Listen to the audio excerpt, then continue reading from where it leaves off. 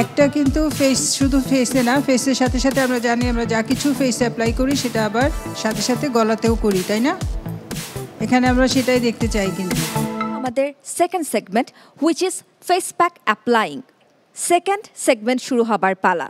এবারে আমি মঞ্চে ডেকে নিতে চাই আমাদের আজকের পর্বের মডেলদেরকে। Models please welcome on the stage. সবাই একটা হাততালি দিয়ে আমাদের মডেলদেরকে আমরা অভ্যর্থনা জানাই।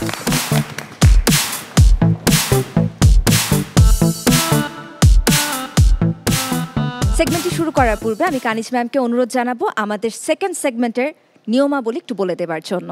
প্রথম সেগমেন্টে যেটা করেছি প্যাক বানিয়েছি, আর সেকেন্ড সেগমেন্টে আমাদের যেটা যাচ্ছে প্যাকটা অ্যাপ্লিকেশন দেখাবো। হেয়ার প্যাকটা অ্যাপ্লিকেশন এখন দেখাচ্ছি না, ফেস প্যাকটা আমরা যাব। ফেস প্যাকটাকে সুন্দর করে অ্যাপ্লাই করতে হবে। প্যাকটা তুলে ফেলার পরে আমরা স্কিনটা দেখবো যে কত ভালো হয়েছে, স্কিনে কতটা কার্যকরী হয়েছে। Thank you so much ma'am. শুরু করতে যাচ্ছি আমাদের আজকের পর্বের second segment which is face pack applying. আর তার জন্য বরাদ্দকৃত সময় হচ্ছে 10 মিনিট। আপনারা সবাই তৈরি? তাহলে সময় শুরু হচ্ছে এখন থেকে।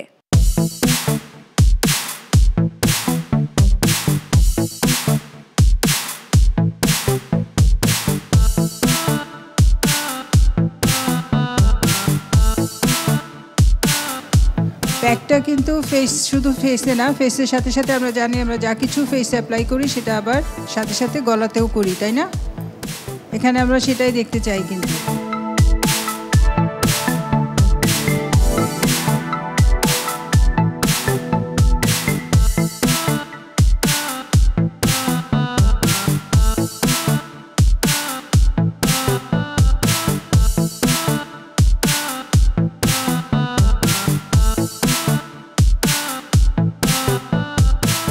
সময় হাতে বাকি আছে আর মাত্র 5 মিনিট।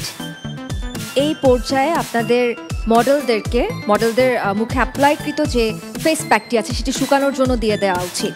মুন্নি আক্তার, একটা কমপ্লিট ফেশিয়ালের কয়েকটা স্টেপস আছে, কয়েকটা ধাপ আছে, জি তাই না? সেই ধাপগুলো কি কি একটু বলবেন? হ্যাঁ, ফার্স্ট ক্লিনজিং, হ্যাঁ, তারপরে হচ্ছে massage cream, scrub. That is scrub, right? জি হ্যাঁ, ওটাকে বলে এক্সফোলিয়েশন। তারপরে কি? Massage cream. তারপরে হচ্ছে ফেস প্যাক। তারপর টোনার।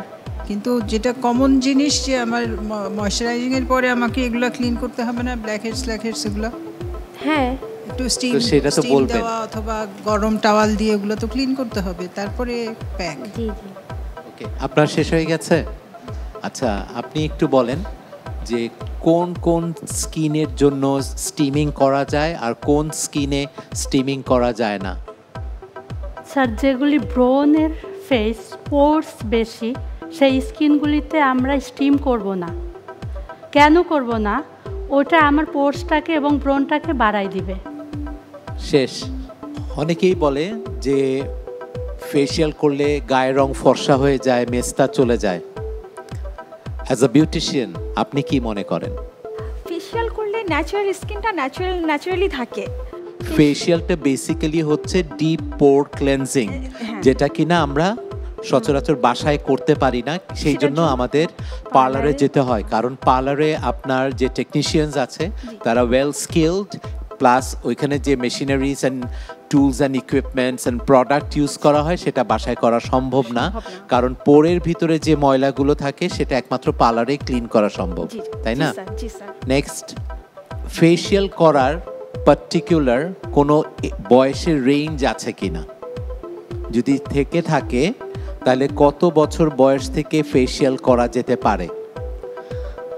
18 থেকে টিনেজারে তো কোনো প্রোডাক্ট ইউজ করা যায় না, তো 18 থেকে শুরু করা যায়। কিন্তু অনেক সময় দেখা যায় যে 11-12 বছর বয়সের ছেলে হোক মেয়ে হোক, তাদের অয়েলি স্কিন, যারা স্কুলে যায় প্রচুর পরিমাণে তাদের একনে হয়, পিম্পল হয়, সেই ক্ষেত্রে কি করা যেতে পারে? সেক্ষেত্রে ঘরোয়া পদ্ধতি নেওয়া যেতে পারে। যেমন আমরা তো তাদেরকে হার্বাল যে প্রোডাক্ট সেটা দিয়ে করিয়ে দিব, ইভেন তাদেরকে আমরা কিছু টিপস দিয়ে দিব যে আপনারা বাসায় এইগুলো করবেন। Very good. নেক্সট, এখন কিন্তু প্রত্যেকেরই একটা প্রবণতা আছে কি করে ফর্সা হবে। কেমিক্যাল পিলিং না করে হার্বাল প্রোডাক্ট ইউজ করে সে স্কিনের গ্লোটাও রাখতে পারবে, প্লাস একটা ভালো স্কিন টোনও আনতে পারবে। সেটা কি?